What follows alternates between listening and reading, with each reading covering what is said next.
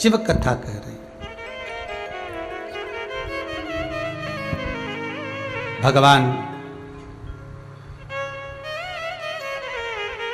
भूत भावन भूतेश्वर मेरे शंकर, मेरे त्रिकालदर्शी, मेरे कैलाशी, मेरे अविनाशी शिव,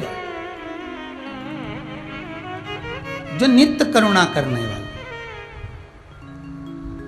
आज स्वयं ब्रह्मा भगवान विष्णु के पास जाते हैं और भगवान ब्रह्मदेव भगवान विष्णु के पास जाकर निवेदन करते हैं, प्रभु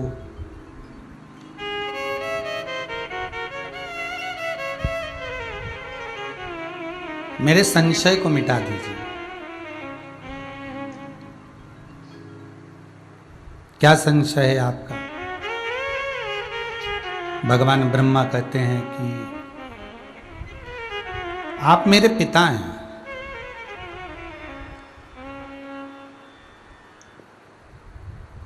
मैं आपकी नाभि से जन्मा हूं, आपकी नाभि से मेरा जन्म हुआ है, आपकी नाभि से मैं प्रकट हुआ हूं।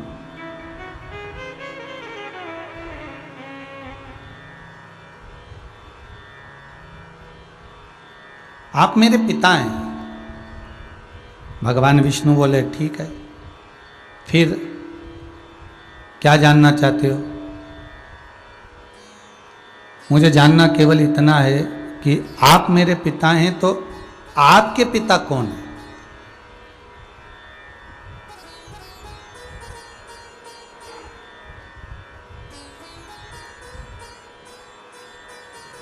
आपका पिता कौन, अर्थात मेरे दादा कौन है? मैं उनको जानना चाहता हूं। राधे राधे, मैं उनको जानना चाहता हूं।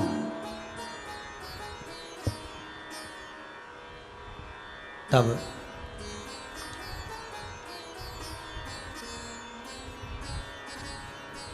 भगवान विष्णु ने कहा, ब्रह्मदेव क्या तुमको मालूम नहीं है कि सर्वशक्तिमान त्रिकालदर्शी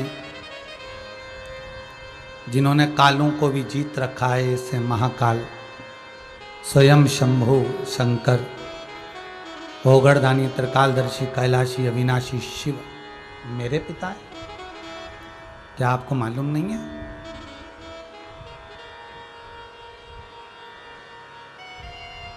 क्या आपको ज्ञात नहीं है क्या?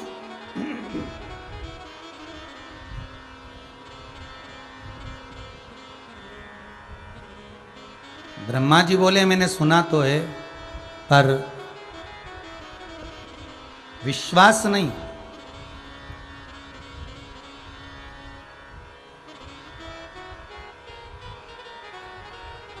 एक बार मेरे को आपके पिता को देखना है, एक बार मुझे आपके पिता का दर्शन करना है। ठीक है, दर्शन करना है तो फिर चलिए। एक बड़ा सा पर्वत है, बहुत विशाल, और उस विशाल पर्वत के सम्मुख में ब्रह्मा और विष्णु दोनों जाकर खड़े हो जाते हैं और ब्रह्मा और विष्णु उस पर्वत के सम्मुख में खड़े होकर उस पर्वत को घुमाना प्रारंभ करते हैं, जिसमें से अग्नि का एक लिंगायत आकृति प्रकट हो जाती है।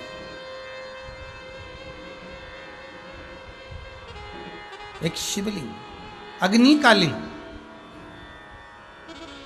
एक लिंगायत आकृति प्रकट हो जाती है और उस शिवलिंग में से आवाज आती है, ब्रह्मा, हे विष्णु, आप मुझे जानने के लिए इस पर्वत को घुमाए हो। मैं स्वयं शिव, भगवान विष्णु आपके पिता, ब्रह्मा आपके दादा, मैं स्वयं। पर विश्वास नहीं, भरोसा नहीं। ब्रह्मा जी को विश्वास नहीं हुआ। ये आकाशवाणी मुझे नहीं लगता कि भगवान विष्णु के पिता की है।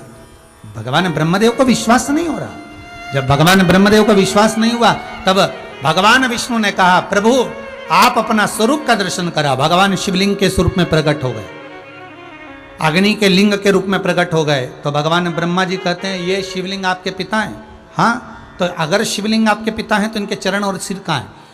भगवान ब्रह्मदेव कहते हैं मैं भगवान शंकर का सिर देखकर आता हूँ, आप भगवान शंकर के चरण देखकर आओ। भगवान विष्णु पाताल में जाते जाते हैं उस शिवलिंग का चरण ढूंढने के लिए, और भगवान विष्णु पाताल में गए और भगवान ब्रह्मा आकाश में गए। आकाश में जाते जाते ब्रह्मदेव चढ़ते चढ़ते चढ़ते चढ़ते इतने ऊपर पहुंच गए कि भगवान शंकर का सिर नहीं मिला, मस्तक नहीं मिला, क्योंकि माता पिता के चित्तवृत्ति को जानना बहुत कठिन है।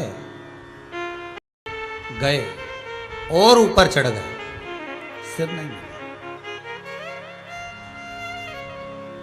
फिर और ऊपर चढ़े, और ऊपर चढ़े, और ऊपर चढ़े, पर दर्शन नहीं हुआ। आखिरी में मन में आया कि ये दर्शन नहीं हो रहा, तो विचार आ गया मन में कि ये जो आकाशवाणी हुई है ये झूठी है। जाते जाते केतकी के पुष्प को तोड़कर लेकर आ गए, और केतकी के पुष्प को जब लेकर आए, केतकी के पुष्प को जब तोड़कर लेकर आए, तू मेरे साथ में चल, नीचे चलकर कह देना कि ब्रह्मा जी को सिर मिल गया। केतकी का पुष्प बोला, अगर मेरे भाव को कोई नहीं जान पाया, मैंने बोला और कोई ने माना नहीं, तो फिर क्या करेंगे? सामने से गौ माता निकलकर जा रही थी, उस गौ माता को रोका। ब्रह्मा जी ने हाथ जोड़कर कहा, गौ माता आप हमारे साथ में नीचे चलिए और भगवान विष्णु के सामने चलकर कह दो कि भगवान शंकर का शिवलिंग का सिर मिल गया है, बस इतना सा निवेदन मेरा स्वीकार कर लो। गौ माता ने पूछ लिया कि मैं झूठ बोल दूंगी चलेगा, पर झूठ तो मैं बोल दूंगी, पर मुझे क्या फल मिलेगा? तो भगवान ब्रह्मदेव ने कहा कि घर की सबसे पहली जो रोटी बनेगी वो गाय को मिलेगी। एक रोटी के लिए गौ माता ने झूठ बोल दिया। केवल गाय नहीं,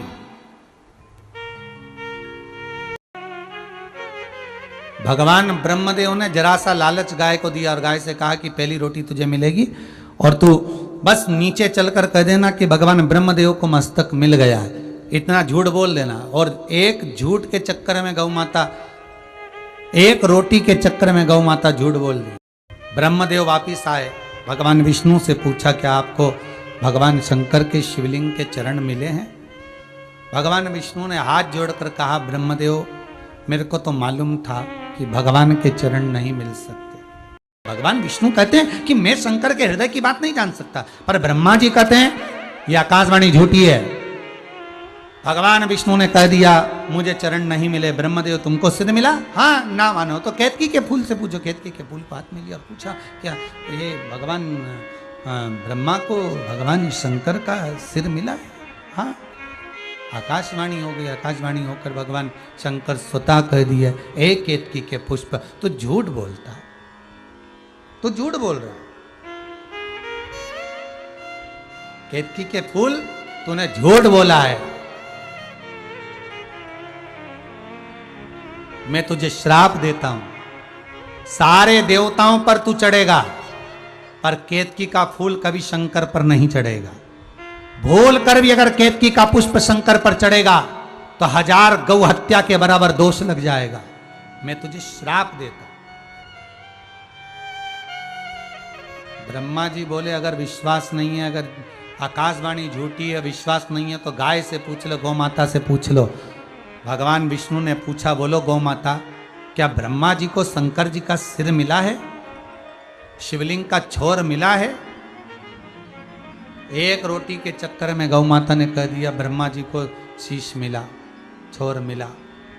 आकाशवाणी हो गई उस शिवलिंग में से, ए गौ माता तू जगत की माँ होकर तो झूठ बोल रही है, मैं तुझे श्राप देता हूं, तेरा पूरा शरीर पूजा जाएगा पर तेरा मुख अपूज्य माना जाएगा, क्योंकि तूने झूठ बोला। हिंदू धर्म में सारे दान आगे से होते हैं, कन्यादान, वस्त्रदान, स्वर्णदान, मुद्रादान, अन्नदान, सारे दान आगे से होते हैं, पर हिंदू धर्म में केवल गौदान पीछे से होता है। गाय की पूंछ पकड़कर किया जाता है गौदान। हिंदू धर्म में गाय का दान आगे से नहीं होता, पीछे से होता, पूंछ पकड़।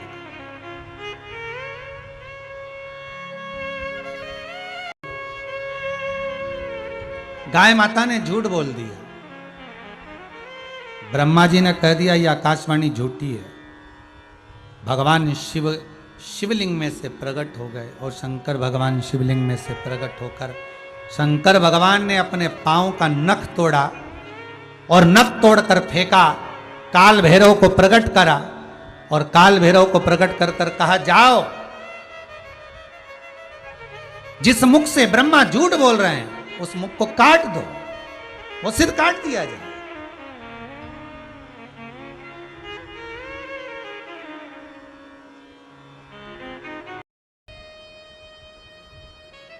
असत्य को प्रमाण चाहिए, पर सत्य को प्रमाण की जरूरत नहीं है। इसलिए भगवान विष्णु का एक नाम सत्य नारायण भी कहा गया, क्योंकि वो सत्य पर अड़िग गए।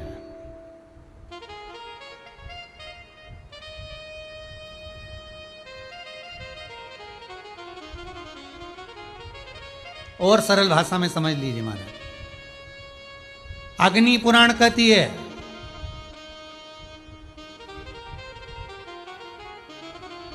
जिस दिन आपके मुख से, अग्नि पुराण करिए, जिस दिन आपके मुख से एक सत्य निकल जाए, आपके मुख से एक सत्य संबोधन निकल जाए, समझ लेना आपका 4 धाम हो गया। ध्यान दीजिएगा जरा अग्नि पुराण के शब्द को।